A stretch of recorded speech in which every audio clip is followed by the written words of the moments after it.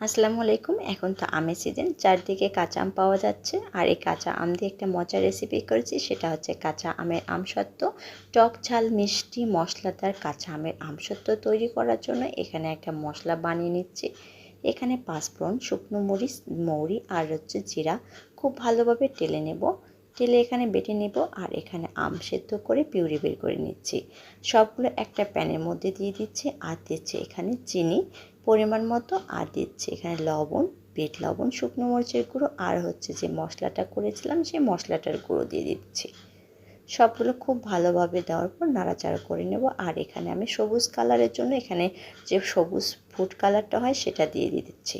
একটা সবুজ আমের কালার চলে আসবে। আর এটা খুব ভালোভাবে নাড়তে হবে। আর এখানে কোনো এক্সট্রা তেল কোনো কিছু ব্যবহার করা হয় না।